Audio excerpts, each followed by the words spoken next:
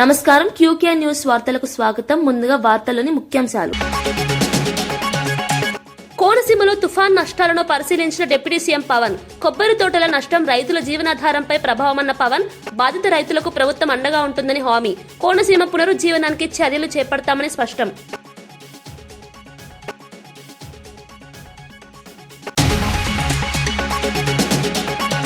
నీళ్ల అంశంలో ప్రజలను తప్పుదోవ పట్టిస్తున్నారని హరీష్ రావుపై విమర్శ. కృష్ణా జలాలపై అసత్య ప్రచారం చేస్తున్నారని ఎంపీ చామల ఆరోపణ. బీఆర్ఎస్ పాలనలో ఒక్క ప్రాజెక్టు పూర్తి కాలేదన్న గుర్తుచేత. వాస్తవాలు పక్కన పెట్టి సెంటిమెంట్ రాజకీయం చేస్తున్నారన్న వ్యాఖ్య.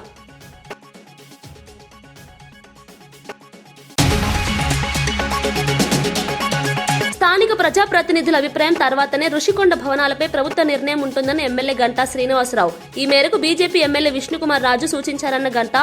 మ్యూజియం, ఆధ్యాత్మిక కేంద్రం, రిసార్ట్స్ తదితర అవసరాలకు వినియోగించాలని పలు సంస్థలు ప్రతిపాదనలు చేశాయన్న గంటా.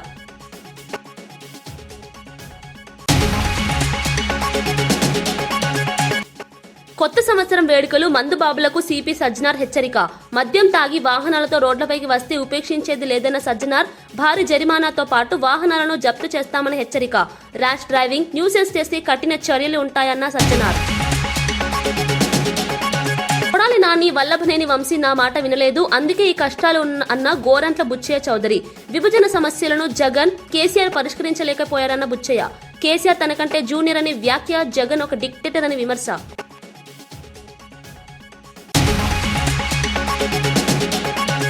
కొబ్బరి తోటలు లేని కోనసీమను ఊహించలేమని డిప్యూటీ సీఎం పవన్ కళ్యాణ్ వ్యాఖ్యానించారు. కేశవదాసు పాలెంలో తుఫాను ప్రభావంతో నేల కొరిగిన కొబ్బరి చెట్లను పరిశీలించిన ఆయన తీవ్రంగా కలత చెందారు. తలలు వాల్చిన చెట్లను చూసి మనసు బాధపడిందని చెప్పారు. కోనసీమ ప్రజలకు కొబ్బరి తోటలు జీవనాధారమని, ఈ నష్టం వారి ఆర్థిక స్థితిపై తీవ్ర ప్రభావం చూపుతోందని పేర్కొన్నారు. బాధిత రైతులకు ప్రభుత్వం అండగా ఉంటుందని భరోసా ఇచ్చారు. నష్టపరిహారం త్వరితగతిన అందేలా చర్యలు తీసుకుంటామని తెలిపారు. ప్రకృతి వైపరీత్యాల వల్ల నష్టపోయిన రైతులను ఆదుకోవడం ప్రభుత్వ బాధ్యత అని స్పష్టం చేశారు. కోనసీమ పునరుజ్జీవనానికి అవసరమైన అన్ని చర్యలు తీసుకుంటామని పవన్ కళ్యాణ్ హామీ ఇచ్చారు. చాలా బాధ అనిపించింది. వెంటనే మంగళగిరి వచ్చి గౌరవ ముఖ్యమంత్రి గారికి తెలియజేసి వారికి 2 దశాబ్దాలు ఉన్న సమస్యను విన్నవించిన వెంటనే వారు కనీసం 45 రోజుల్లో ఏదో ఒక కన్స్ట్రక్టివ్ ఒక యాక్షన్ ప్లాన్ తీసుకోవాలి సార్ అని వారికి రిక్వెస్ట్ చేస్తే ఆయన 45 రోజులు కాదని చెప్పి దాదాపు 34 రోజులు 35 రోజుల లోపే ఆయన మనకు కావాల్సిన 20,77 లక్షలతోటి ఈ రోజున ఈ డ్రెడ్జింగ్ పనులు ప్రారంభించడం, 8 కిలోమీటర్ల వరకు పూడిక తీయడం, 14.5 కిలోమీటర్లు గట్ల నిర్మాణం చేపట్టబోతున్నాం. దీనికి అలాగే శంకరగుప్తం డ్రైన్ లో దాదాపు 600 ఎకరాలు ఉంది. కాదు 250 ఎకరాలు అన్యాక్రాంతం జరిగింది. అది మొన్న మీ దృష్టిలో కూడా నేను అది అడిగాను. దాన్ని కూడా కలెక్టర్ గారు ఒకసారి దృష్టిలో పెట్టుకోవాలి. ఈ రోజున మనం ఇంత ఆనందంగా ఇంత సమర్థవంతంగా చేయగలుగుతున్నామంటే దీనికి ముందుగా మనం కృతజ్ఞతలు తెలుపుకోవాల్సింది గౌరవ ముఖ్యమంత్రి శ్రీ నారా చంద్రబాబు నాయుడు గారు. హైదరాబాద్ నగరంలో డ్రంక్ అండ్ డ్రైవ్ కు పూర్తిగా అడ్డుకట్ట వేయాలని పోలీసులు కఠిన నిర్ణయం తీసుకున్నారు. ఈ క్రమంలో నగర వ్యాప్తంగా 120 ప్రాంతాల్లో ప్రత్యేక డ్రంక్ అండ్ డ్రైవ్ తనిఖీలు నిర్వహిస్తున్నట్లు వెల్లడించారు. ఈ స్పెషల్ డ్రైవ్ జనవరి మొదటి వారం మొత్తం కొనసాగుతుందని తెలిపారు. మద్యం సేవించి వాహనం నడుపుతూ పట్టుబడితే భారీ జరిమానా, వాహనాల సీజ్, జైలు శిక్షతో పాటు డ్రైవింగ్ లైసెన్స్ రద్దు చేస్తామని హెచ్చరించారు. ర్యాష్ డ్రైవింగ్, ట్రిపుల్ రైడింగ్, బహిరంగ ప్రదేశాల్లో న్యూసెన్స్ సృష్టించే వారిపైన కఠిన చర్యలు తప్పవని స్పష్టం చేశారు. నూతన సంవత్సర వేడుకల సందర్భంగా రోడ్డు ప్రమాదాలు జరగకుండా ప్రజలు బాధ్యతగా వ్యవహరించాలని సూచించారు. మద్యం సేవించిన వారు వాహనం నడపకుండా క్యాబ్ లేదా ఆటోలను వినియోగించాలని పోలీసులు విజ్ఞప్తి చేశారు. ప్రజల ప్రాణ భద్రతే లక్ష్యంగా ఈ చర్యలు చేపట్టినట్లు హైదరాబాద్ పోలీసు ఉన్నతాధికారులు తెలిపారు. ఈ విషయంలో సజ్జనార్ కూడా ట్రాఫిక్ నియమాల పాలనపై ప్రజలకు పునఃగా అవగాహన కల్పించాలని సూచించారు. డ్రింక్ అండ్ డ్రైవ్ చేయవద్దు, మీరందరూ కూడా తాగి బండి నడిపితే చాలా అంటే చాలా స్ట్రింజెంట్ యాక్షన్ తీసుకోవడం జరుగుతుంది. సంవత్సరాన్ని మీ యొక్క ఫ్యామిలీస్, ఫ్రెండ్స్ మధ్యలో మీరు చేసుకోవాలి, కానీ 4 గోడల మధ్యలో చేసుకోవద్దని చెప్పి మరి కోరుతున్నాను. మెమొరబుల్ మిజరబుల్ గా చేసుకోవద్దని చెప్పి నేను మరి కోరుతున్నాను. అట్లానే ఈ యొక్క డేంజరస్ డ్రైవింగ్ పైన కూడా హైదరాబాద్ సిటీ ట్రాఫిక్ పోలీస్ చాలా గట్టిగా మనము ఎఫర్ట్స్ పెట్టడం జరుగుతుంది. ముఖ్యంగా హెల్మెట్ లెస్ డ్రైవింగ్ కావచ్చు, మైనర్ డ్రైవింగ్ కావచ్చు, రాంగ్ డ్రైవింగ్ కావచ్చు, దానిపైన కూడా చాలా అంటే చాలా ఫోకస్గా మనం పనిచేయడం జరుగుతుంది. మనం కూడా ఈ ట్రిపుల్ రైడింగ్ కావచ్చు, మన మొబైల్ ఫోన్ యూసేజ్ కావచ్చు, రాంగ్ సైడ్ డ్రైవింగ్ పైన చాలా మనము గట్టిగా ఎఫర్ట్స్ పెట్టడం జరుగుతుంది. ఈ మైనర్ డ్రైవింగ్ లో ఎవరు పట్టుబడితే వాళ్ళ పేరెంట్స్ పైన కూడా కేసు కట్టడం జరుగుతుంది. మీరేదో వాళ్ళు అడుగుతున్నారు మాకు ఇబ్బంది పెడుతున్నారంటే వాళ్ళకి ఏదో జాయ్ఫుల్ రైడ్ కోసం మీరు కీ ఇస్తే మీరు కూడా లోపల వెళ్ళాల్సి వస్తుంది, మీ పైన కూడా కేసు వస్తుంది. సో ఎవరు కూడా పేరెంట్స్ ముఖ్యంగా పిల్లలకి చేతికి కీ ఇవ్వద్దు. డ్రైవింగ్ లైసెన్స్ వచ్చిన తర్వాతనే మీరు వెహికల్ ఇవ్వాలని చెప్పి కోరుతున్నాను. జిల్లా సమీపంలోని గట్టమ్మగుట్ట అభివృద్ధి పనులను మంత్రి సీతక్క పరిశీలించారు. గట్టమ్మగుట్ట దేవాలయాన్ని దర్శించుకుని న్యూ ఇయర్ వేడుకలకు తాడ్వాయికి రావాలని పర్యాటకులను ఆహ్వానించారు. ఈ ప్రాంతంలో అనేక పర్యాటక ప్రాంతాలు ఉన్నాయని తెలిపారు. ఇటీవలే బ్లాక్ బెర్రీ ఐలాండ్ ప్రారంభించామని గుర్తు చేశారు. 18 కిలోమీటర్ల సఫారీ, కాకతీయుల కాలం నాటి కోట వంటి ఆకర్షణలు ఉన్నాయని చెప్పారు. పర్యాటకులకు అవసరమైన అన్ని సదుపాయాలు కల్పిస్తున్నామని వెల్లడించారు. తాడ్వాయి ప్రాంతాన్ని రాష్ట్ర స్థాయి పర్యాటక కేంద్రంగా అభివృద్ధి చేయడమే లక్ష్యమని మంత్రి సీతక్క స్పష్టం చేశారు. వారి యొక్క ఆదేశాల అనుసారం ఫారెస్ట్ డిపార్ట్మెంట్ వారు చాలా మంచి మంచి ఈ ప్లేసెస్ తయారు చేశారు. ఇక్కడ సఫారీ కూడా ఉంది. మేము గతంలో వేరే ప్రాంతాలకు వెళ్ళి సఫారీ ఎక్కి అయ్యో మా ములుగులో సఫారీ లేదని బాధపడేవాళ్ళం. కానీ ఇప్పుడు ఆ బాధ లేకుండా దాదాపుగా 30 కిలోమీటర్ల 18 కిలోమీటర్ల సఫారీ ఉంది. ఇందులో లోపల మంచి గుహలు, పాత కాకతీయుల కాలం నాటి మరి కోట, ఇవన్నీ కూడా ఐడెంటిఫై చేయడం జరిగింది. ఇక్కడ ఉండడానికి కూడా మంచి రూమ్స్ కూడా ఇవ్వడం జరిగింది. హాట్ వాటర్ కూడా మనకి ఇక్కడ అంటే స్నానాలకు కూడా మంచి వేడి నీళ్ళు కూడా చలికాలం ఇవ్వడానికి ఉంది. తర్వాత పిల్లలు ఆడుకోవడానికి, పిల్లలు ఎంజాయ్ చేయడానికి, పెద్దలు కూడా మంచిగా బయట కాసేపు తిరగడానికి చాలా అద్భుతంగా తీర్చిదిద్దడం జరిగింది. కాబట్టి నూతన సంవత్సరం సందర్భంగా చాలామంది ఎక్కడెక్కడో వెళ్తూ ఉంటారు. ఒక దిక్కు బ్లాక్ బెర్రీని మొన్ననే ఓపెన్ చేసినాం, ఇప్పుడు తాడ్వాయి హట్స్ని ఓపెన్ చేసినాం. మళ్ళీ ఒక 4 రోజులలో మంచి వ్యూ పాయింట్ కూడా ఉంది. మొత్తం జంగల్ అంతా కనబడుతుంది. కోట 12వ శతాబ్దం నాటి కోట కూడా అది కూడా. జనవరి 1 నుంచి 31 వరకు దేశవ్యాప్తంగా జాతీయ రోడ్డు భద్రతా మాసోత్సవాలు నిర్వహించనున్నట్లు రాష్ట్ర రవాణా శాఖ మంత్రి పొన్నం ప్రభాకర్ తెలిపారు. ఈ మాసోత్సవాల్లో ప్రతి ఒక్కరూ తప్పనిసరిగా పాల్గొని రహదారి భద్రతపై అవగాహన పెంచుకోవాలని ఆయన విజ్ఞప్తి చేశారు. అన్ని జిల్లాలు, మండలాలు, గ్రామాల్లో రోడ్డు భద్రతా కార్యక్రమాలు చేపట్టనున్నట్లు చెప్పారు. రోడ్డు ప్రమాదాల వల్లే దేశంలో అధిక సంఖ్యలో మరణాలు సంభవిస్తున్నాయని అధికారిక లెక్కలు చెబుతున్నాయని మంత్రి గుర్తు చేశారు. ఈ పరిస్థితి మారాలంటే ప్రజల భాగస్వామ్యం అత్యంత అవసరమని అన్నారు. ప్రతి విద్యార్థి తమ తల్లిదండ్రులతో కలిసి రోడ్డు భద్రతా నిబంధనలు పాటిస్తామని హామీ పత్రం ఇవ్వాలని సూచించారు. ఒక హామీ పత్రం, రోడ్డు భద్రత వారోత్సవాలు, రోడ్డు భద్రతను పాటిస్తామని ఒక హామీ ఇవ్వండి.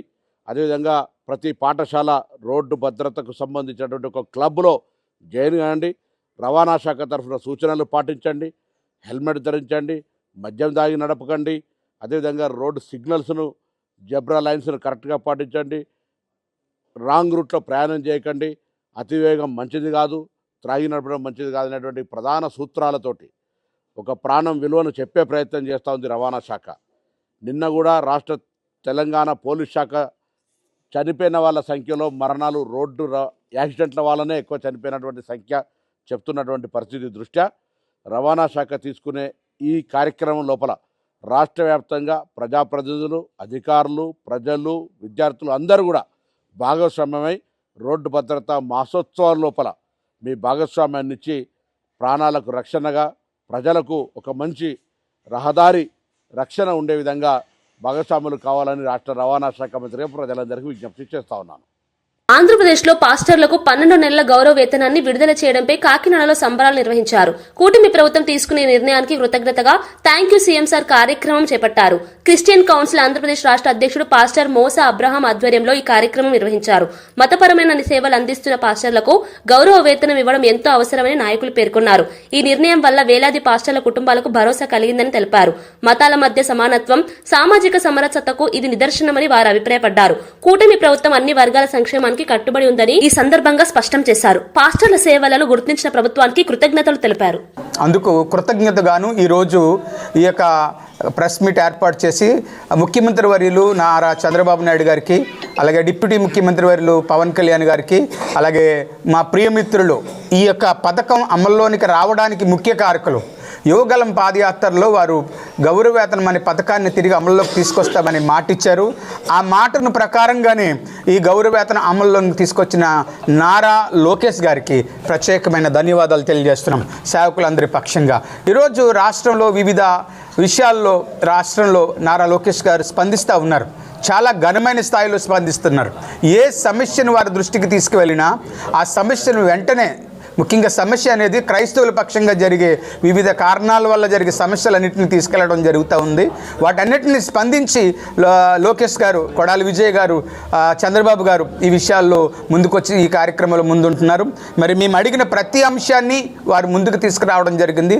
మొన్న కూడా 22వ తారీఖున చంద్రబాబు గారితో ఒక 3 నిమిషాలు వారితో కలిసి మాట్లాడడానికి కొడాలి విజయ్ గారు నాకు ఈ అవకాశం కల్పించారు. మేమందరం ఈ విషయంలో మీకు తెలియజేసింది ఏంటంటే సార్, రాష్ట్రంలో ప్రతి పాస్టర్ గారికి కూడా మీ వెనకాల ఉన్నామని, రాష్ట్ర ప్రభుత్వం కొరకు ప్రతిరోజు మేము మీ కొరకు ప్రార్థన చేస్తున్నామని విషయాన్ని మీకు తెలియజేస్తున్నాం. ఎందుకంటే రాష్ట్ర ప్రభుత్వం అభివృద్ధి మా బాధ్యత, ప్రార్థన కూడా ప్రభావితమైనది.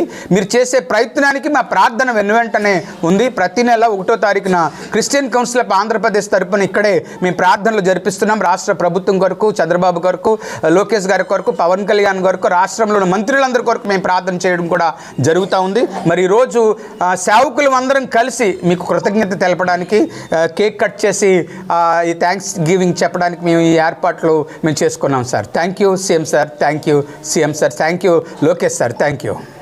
కోదాడ లాకప్ డెత్ ఘటనపై మంత్రి ఉత్తమ్ కుమార్ రెడ్డి ఇప్పటి వరకు స్పందించకపోవడాన్ని ఎంఆర్పీఎస్ వ్యవస్థాపక అధ్యక్షుడు మందకృష్ణ మాదిగ తీవ్రంగా తప్పుబట్టారు. ఇది దళితులపై జరుగుతున్న అన్యాయానికి నిదర్శనమని ఆయన వ్యాఖ్యానించారు. బాధిత కుటుంబానికి న్యాయం చేయాలంటే ప్రభుత్వం వెంటనే స్పందించాలని డిమాండ్ చేశారు. లాకప్ డెత్లపై కఠిన చర్యలు తీసుకోకపోతే ఇలాంటి ఘటనలు పునరావృతమవుతాయని హెచ్చరించారు. బాధ్యులైన పోలీసులపై క్రిమినల్ కేసులు నమోదు చేయాలని కోరారు.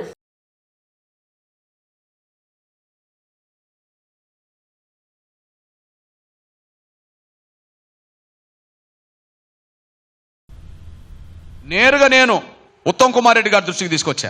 ఎమ్మెల్యేనే సురేష్ రెడ్డిని కాపాడుతుంది అని ఆమె ముందే చెప్పా. అంతకుముందు మరియమ్మ లాకప్ డెత్ గురైనప్పుడు కాంగ్రెస్ పార్టీ అధ్యక్షుడి హోదాలో ఉత్తమ్ కుమార్ రెడ్డి గారు గవర్నర్ కు లేఖ రాశాడు, ముఖ్యమంత్రికి లేఖ రాశాడు, ముమ్మాటికి పోలీసులు చేసిన హత్య అని చెప్పగలిగాడు.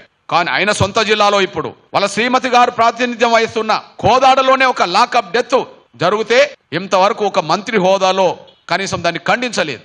అంటే స్పష్టంగా అర్థమవుతుంది. మేము డీజీపీ గారు శివధర్ రెడ్డి గారి దృష్టికి తీసుకొచ్చాం. కానీ డీజీపీ మాత్రం 99% లాకప్ డెత్ కారకుడైన ఎస్ఐ సురేష్ రెడ్డిని సస్పెండ్ చేయలేదు, కానీ ఒక బీసీసీఐని మాత్రం సస్పెండ్ చేశారు. ఇది కండ్ల ముందు కనిపిస్తున్న వాస్తవం. 2 దశాబ్దాల తర్వాత కడపలో టీడీపీ జెండా ఎగురుతోందని టీడీపీ ఎమ్మెల్యే మాధవిరెడ్డి పేర్కొన్నారు. కడప ప్రజల రుణం తీర్చుకోవాలనే సంకల్పంతో కూటమి ప్రభుత్వం ప్రత్యేక దృష్టితో పనిచేస్తుందన్నారు. కడప నగరానికి శాశ్వత తాగునీటి సమస్యకు పరిష్కారం చూపే దిశగా బ్రహ్మం సాగర్ నుంచి పైప్ లైన్ ద్వారా నీటిని తరలించే ప్రాజెక్టుకు టెండర్లు పూర్తయ్యాయని తెలిపారు. సుమారు 800 కోట్ల వ్యయంతో ఈ ప్రాజెక్టు చేపడుతున్నట్లు వెల్లడించారు. గత పాలనలో కడప అభివృద్ధి పూర్తిగా నిర్లక్ష్యం చేయబడిందని విమర్శించారు. కూటమి ప్రభుత్వం వచ్చిన తర్వాత అభివృద్ధి పనులు వేగంగా సాగుతున్నాయని చెప్పారు. మౌలిక సదుపాయాల కల్పనలో ఎక్కడ రాజీ పడబోమన్నారు. కడపను అభివృద్ధి పథంలో ముందుకు తీసుకెళ్లడమే లక్ష్యమని ఎమ్మెల్యే స్పష్టం చేశారు. మార్పును కోరుకొని తెలుగుదేశం పార్టీకి సంబంధించిన వ్యక్తిని గెలవడం జరిగింది. అలాగనే ఒక మహిళని ఆశీర్వదించి ఈ కడప నియోజకవర్గానికి ఎమ్మెల్యే చేసుకోవడం జరిగింది. 800 కోట్లతో బ్రహ్మసాగర్ నుంచి గ్రావిటీ పైప్ లైన్ టెండర్ ప్రక్రియ పిలవడం జరిగింది. ప్రక్రియ పూర్తవడం జరిగింది. వర్క్ అలాట్ అయింది జిందాల్ కంపెనీ వాళ్ళతో మేము కూడా కోఆర్డినేషన్ చేసుకొని మనము ఒక ఉద్యమంగా ఈ యొక్క త్రాగునీటి సమస్యను ముందుకు తీసుకుపోవడం జరిగింది. 90 MLD నీళ్లు వచ్చే విధంగా కడపకి, అంటే భవిష్యత్తు 20 సంవత్సరాలు, 25 సంవత్సరాలు, 30 సంవత్సరాలను ప్లానింగ్ చేసుకుని ఈ ప్రాజెక్టును రూపకల్పన జరుగుతూ ఉంది. కడపకు నీళ్లు ఇచ్చే కార్యక్రమము పూర్తి చేసే విధంగా పనిచేస్తున్నామని తెలియజేసుకుంటా ఉన్నాను. తూర్పుగోదావరి జిల్లా గోపాలపురం నియోజకవర్గంలో వైసీపీ నాయకుల వ్యవహార శైలిపై ఎమ్మెల్యే మద్దిపాటి వెంకటరాజు తీవ్రంగా మండిపడ్డారు. ప్రజా సమస్యలను పక్కన పెట్టి రాజకీయ ఆరోపణలకే పరిమితమవుతున్నారని విమర్శించారు. అభివృద్ధి పనులకు అడ్డంకులు సృష్టిస్తున్నారని ఆరోపించారు. నియోజకవర్గ ప్రజలు మార్పును కోరుకుంటే వైసీపీ నేతలు అంగీకరించలేకపోతున్నారని అన్నారు. ప్రభుత్వ కార్యక్రమాలను అడ్డుకునే ప్రయత్నాలు మానుకోవాలని హెచ్చరించారు. ప్రజలు ఇచ్చిన తీర్పును గౌరవించాలని, రాజకీయ కక్షలతో వ్యవహరించొద్దని సూచించారు. గోపాలపురం అభివృద్ధి తన లక్ష్యమని స్పష్టం చేశారు. ప్రజల కోసం పనిచేసే వారికి భవిష్యత్తులో స్థానం ఉంటుందని ఎమ్మెల్యే వెంకటరాజు అన్నారు. కేకు కోసే బదులు మోగజేవాల గొంతులు కోసే ఈ సంస్కృతి, ఈ సంప్రదాయాలు రక్తం చిందించి ఆ రక్త తర్పణం చేసి ఆ రక్తాన్ని ఆ ఫ్లెక్సీల మీద చిమ్మడం, ఇలాంటిది ప్రజల్ని భయభ్రాంతులకు గురి చేసే చర్యలు. వీటిని మళ్ళీ సమర్థించుకోవడం, దాని మీద చట్టపరంగా పోలీసులు చర్యలు తీసుకుంటే, నిన్న ఈ నియోజకవర్గానికి జక్కంపూడి రాజా గారు వచ్చి ప్రభుత్వ అధికారుల్ని, పోలీస్ అధికారుల్ని బెదిరిస్తున్నారు. మేము వస్తే 4th డిగ్రీ వాడతాం, మేము వస్తే అది చేస్తాం. మీరు గతంలో ఎమ్మెల్యేగా చేశారు, మీరు నేర్చుకున్న జ్ఞానం విజ్ఞాన విధానం అని అనిపిస్తుంది. జక్కంపూడి రాజా అనగానే రాజమండ్రిలో వెంటనే మెదిలేది బ్లేడ్ బ్యాచ్, గంజాయి బ్యాచ్. నీళ్ల అంశంలో హరీష్ రావు తెలంగాణ ప్రజలను తప్పుదో పట్టిస్తున్నారని భువనగిరి ఎంపీ చామల కిరణ్ కుమార్ రెడ్డి తీవ్రంగా విమర్శించారు. టీఎంసీలు క్యూసెక్లపై తనకే అన్ని తెలుసన్నట్టు హరీష్ రావు మాట్లాడుతున్నారని అన్నారు. నీళ్ల పేరుతో తెలంగాణ సెంటిమెంట్ ను రెచ్చగొట్టి మళ్లీ అధికారంలోకి రావాలనే భ్రమంలో ఆయన ఉన్నారని ఆరోపించారు. చంద్రబాబు నాయుడు చెప్పినట్లు సీఎం రేవంత్ రెడ్డి చేస్తున్నారంటూ అసత్య ప్రచారం చేయడమే హరీష్ రావు అజెండా అని విమర్శించారు. బీఆర్ఎస్ 10 ఏళ్ల పాలనలో దక్షిణ తెలంగాణలో కృష్ణా నదిపై ఒక్క ప్రాజెక్టును కూడా పూర్తి చేయలేదని గుర్తు చేశారు. కృష్ణా జలాల వాటా కోసం అప్పట్లో సిడబ్ల్యూసీ ముందు ఎందుకు ధర్నా చేయలేదని ప్రశ్నించారు. వాస్తవాలు మాట్లాడకుండా ప్రజలను మభ్యపెట్టే ప్రయత్నాలు చేస్తున్నారని చామల మండిపడ్డారు. ప్రచారం చేసేస్తే అయిపోతుంది, దాంతో ఇంకా మనము మళ్ళా తెలంగాణ సెంటిమెంట్ను రేకెత్తించవచ్చు, మళ్ళీ మనం అధికారంలోకి రావచ్చు అనే భ్రమలా నువ్వు బతుకుతున్నావు హరీష్ రావు గారు. నేను 2 ముక్కలలో చెప్తా, మీకు ఏ రోజు కూడా కృష్ణా జలాల పైన కానీ దక్షిణ తెలంగాణ మీద కానీ ప్రేమ లేదు. కాంగ్రెస్ హయాంలో రాజశేఖర రెడ్డి గారు ఉన్నప్పుడు తీసుకున్నటువంటి ప్రాజెక్టులను దక్షిణ తెలంగాణ కృష్ణా జలాలను కంప్లీట్ చేయాలన్న ఆలోచన లేదు. తెలంగాణ వచ్చిన తర్వాత 812 టీఎంసీలు ఉన్నటువంటి కృష్ణా జలాల మీద కేవలం 299 టీఎంసీలే తెలంగాణ కేటాయిస్తే మరి ఎందుకు మీరు పోరాటం చేయలేదు? ఇంటర్నేషనల్ లాస్ ప్రకారము కృష్ణా పరివాహక ప్రాంతం మనలో 69% పారుకుంటూ 31%, 34% ఆంధ్రాలో ఉంటే ఆ పర్సంటేజ్ ప్రకారమే 812 టీఎంసీలల్లో మన వాటా రావాలి కదా. మరి ఆ 10 ఏళ్లలో గాడిద పనులు దొమిర్రా మీరు? పోనీ 299 టీఎంసీలే కేటాయిస్తే కృష్ణా జలాల మీద మీరు ఈ ప్రాజెక్టులను కంప్లీట్ చేయకుండా, ఎందుకంటే అవి కంప్లీట్ చేస్తే కమిషన్లు రావు, పాత కాంట్రాక్టర్లే ఉంటారని చెప్పి కొత్తగా తుమ్మిడట్టి దగ్గర కూడా గోదావరిలో కాదని కాళేశ్వరంలో గట్టి కొత్త ప్రాజెక్ట్ 1,00,000 కోట్ల పైచీలు ఖర్చు పెట్టింది కేవలం కమిషన్ల కోసమే కదా. ఇప్పుడు వచ్చి మాకు కృష్ణా జలాల మీద ఇప్పుడున్న ప్రభుత్వానికి చిత్తశుద్ధి లేదు, గోదావరి మీద కనుక్కున్న బనకచెర్ల గురించి మాట్లాడుతూ ఒకరోజు పాలమూరు రంగారెడ్డి గురించి మాట్లాడి ప్రజల్ని కన్ఫ్యూజ్ చేస్తున్నావు హరీష్ రావు గారు. నేను చెప్తున్నా వినండి, మీరు 299 టీఎంసీలకు ఎందుకు ఒప్పుకుర్రు, ఎందుకు దాని మీద పోరాటం చేయలేము? మీ 10 ఏళ్ల హయాంలో మనకే 500 చిల్లర రావాల్సింది వాళ్ళు ఇప్పుడు 513 వాళ్ళు తీసుకొని 299 మనకి ఇచ్చిర్రు. రివర్స్ మనకు రావాలి 513 ఇంటర్నేషనల్ వాటర్ లాస్ ప్రకారం. కానీ మీరు ఈ రోజు పోరాటం చేయాలి. ఇప్పుడు వచ్చి పాలమూరు రంగారెడ్డి గురించి మాట్లాడతారు, లేదా బనకచెర్ల గురించి మాట్లాడతారు. బనకచెర్ల గురించి ఆల్రెడీ ఉత్తమ్ కుమార్ రెడ్డి గారు పదే చెప్తున్నారు. డిసెంబర్ 25వ తారీఖు నాడే ఒక ఫైల్ చేసిర్రు, రిట్ పిటిషన్. ఇది కూడా చర్చకు ఎప్పుడు వస్తుంది? సుప్రీంకోర్టులో సోమవారం 5వ తారీఖు నాడు చర్చ కూడా ఉంది. కానీ మీరు ఏమంటారు? వీళ్ళకి బనకచెర్ల మీద చిత్తశుద్ధి లేదు.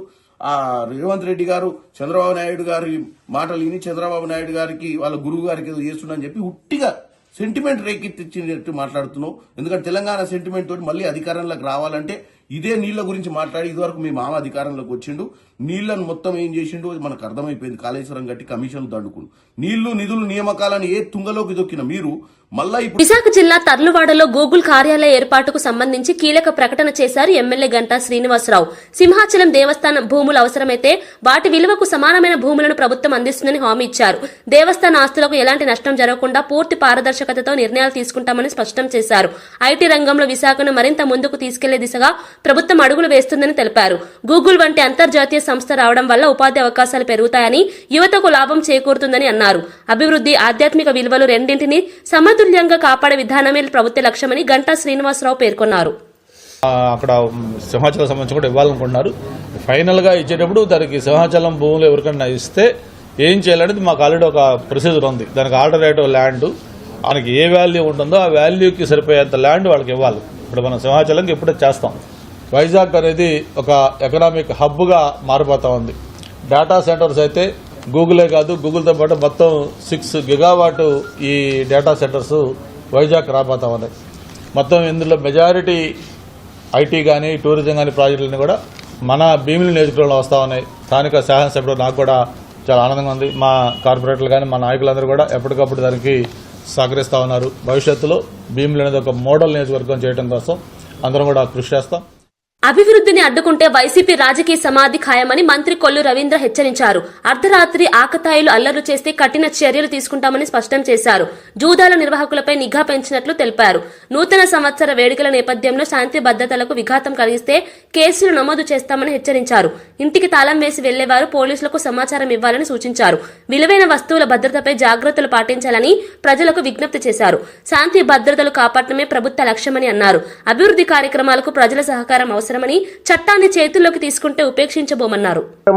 ప్రజల మధ్యకు తీసుకువెళ్ళాం. చక్కగా సూపర్ 6 సూపర్ హిట్ అయింది. మేము మేనిఫెస్టోలో చెప్పిన కార్యక్రమాలే కాకుండా ఎన్నో ఇతర కార్యక్రమాలు ప్రజల వద్దకు తీసుకువెళ్లి సంక్షేమం కార్యక్రమాలు, అభివృద్ధి కార్యక్రమాలు ప్రజల దగ్గర నుంచి ఒక మంచి ప్రభుత్వం అనే చక్కటి పలకరింపు మనకు వచ్చింది. అంతేకాకుండా ఒక పండగ వాతావరణం రాష్ట్రమంతా నెలకొంది.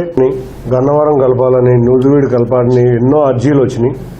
కానీ గ్రేటర్ విజయవాడ చేసే పరిస్థితులు ఉన్న సందర్భంగా గ్రేటర్ విజయవాడ మీద, ఎన్టీఆర్ జిల్లా మీద, కృష్ణా జిల్లా మీద డెసిషన్ చంద్రబాబు నాయుడు గారు, అది కూడా సెన్సెస్ రేపు 1 నుంచి మొదలవుతుంది. ఖమ్మం జిల్లా కొణిజర్ల మండల కేంద్రంలోని గ్రోమర్ రైతు సేవా కేంద్రం వద్ద యూరియా కోసం రైతులు తీవ్ర ఇబ్బందులు పడుతున్నారు. తెల్లవారుజామున 3 గంటల నుంచే క్యూ లైన్లలో రైతులు నిలబడ్డారు. యూరియా సరఫరా సక్రమంగా లేకపోవడంతో రైతులు ఆందోళన వ్యక్తం చేస్తున్నారు. సాగు కాలంలో ఎరువులు అందకపోవడం వల్ల పంటలపై ప్రభావం పడుతుందని రైతులు వాపోయారు. ప్రభుత్వం వెంటనే సరఫరా పెంచాలని డిమాండ్ చేశారు. యాప్ విధానం వల్ల మరింత గందరగోళం ఏర్పడిందని తెలిపారు. వ్యవసాయంపై ఆధారపడిన రైతులకు ఇది తీవ్ర సమస్యగా మారిందన్నారు. యూరియా కొరతను వెంటనే పరిష్కరించాలని అధికారులను కోరారు. మంత్రి సీతక్క స్పష్టం చేశారు.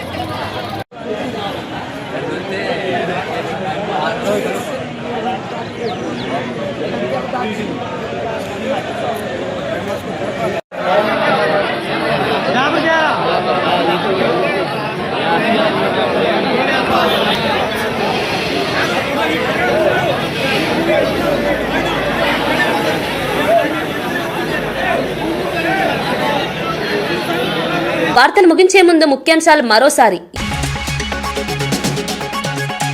కోనసీమలో తుఫాన్ నష్టాలను పరిశీలించిన డిప్యూటీ సీఎం పవన్. కొబ్బరి తోటల నష్టం రైతుల జీవనాధారంపై ప్రభావమన్న పవన్.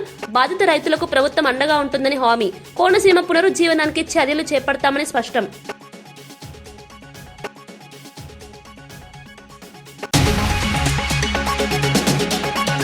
నీళ్ల అంశంలో ప్రజలను తప్పుదోవ పట్టిస్తున్నారని హరీష్ రావుపై విమర్శ. కృష్ణా జలాలపై అసత్య ప్రచారం చేస్తున్నారని ఎంపీ చామల ఆరోపణ. బీఆర్ఎస్ పాలనలో ఒక్క ప్రాజెక్టు పూర్తి కాలేదన్న గుర్తుచేత. వాస్తవాలు పక్కన పెట్టి సెంటిమెంట్ రాజకీయం చేస్తున్నారన్న వ్యాఖ్య.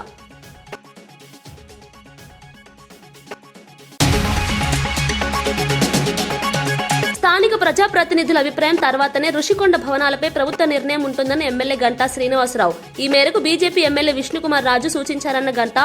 మ్యూజియం, ఆధ్యాత్మిక కేంద్రం, రిసార్ట్స్ తదితర అవసరాలకు వినియోగించాలని పలు సంస్థలు ప్రతిపాదనలు చేశాయన్న గంటా.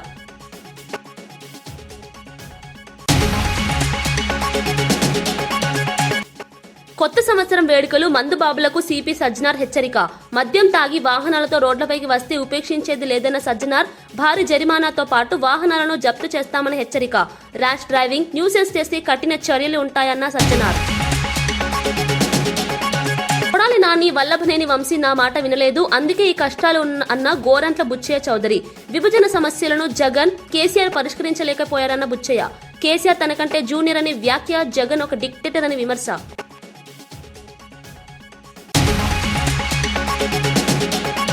ఇవి ఈనాటి వార్తా విశేషాలు. మరో బులెటిన్లో మళ్ళీ కలుద్దాం. నమస్కారం.